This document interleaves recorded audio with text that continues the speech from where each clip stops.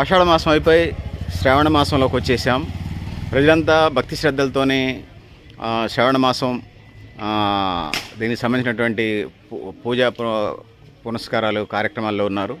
ఊరిని సల్లంగా చూడమని, ఊరంతా ఆరోగ్యవంతంగా ఉండాలని, పాడి పంట చల్లగా ఉండి భవిష్యత్తు ఆశాజనకంగా ఉండాలని చెప్పేసి, ముఖ్యంగా ఈ వాతావరణ శాఖ లేనప్పుడు, లేకపోతే ఈ వ్యవస్థ కేంద్ర ప్రభుత్వాలు, రాష్ట్ర ప్రభుత్వాలు, వాతావరణ శాఖ, లేకపోతే సముద్రయాన శాఖ, జలవనరుల శాఖలు లేనప్పుడు ప్రజలు అమ్మవార్ల మీద భారం వేసి ప్రశాంతంగా ఊరుకున్నటువంటి బుడ్రాయి కానీ, ఊరుకున్నటువంటి ముత్యాలమ్మ, పోలేరమ్మ, అంకాలమ్మ, మైసమ్మల్ని ఇట్లా మొక్కుంటూ, గ్రామ దేవతలను మొక్కుంటూ ఊరు భారం అటు మీద వేసి చేసేవాళ్ళు ఊరిని ఆరోగ్యంగా అనారోగ్యం పాల్గొకుండా ఆరోగ్యంగా ఉండాలనేది.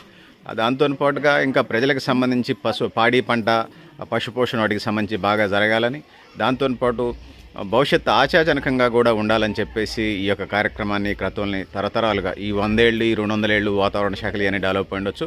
కానీ భూమి పుట్టిన దగ్గర నుంచి లక్షలాది కోట్లాది సంవత్సరాలుగా ఈ ఆచార వ్యవహారాలు మన భారతీయ సంస్కృతిలో, భారతీయ వ్యవహారాల్లో మనకు కనిపిస్తున్నట్టు పరిస్థితిని మనం చూస్తూ ఉన్నాం. సో ఇది పరిస్థితి. పెద్దలారా, మిత్రులారా, మీరు కూడా మీ అభిప్రాయాన్ని కామెంట్ బాక్స్ రాయండి అని తెలియజేస్తూ, నేను గరిడేపల్లి సత్యనారాయణ, న్యూ లక్ష్య ఆర్గనైజేషన్.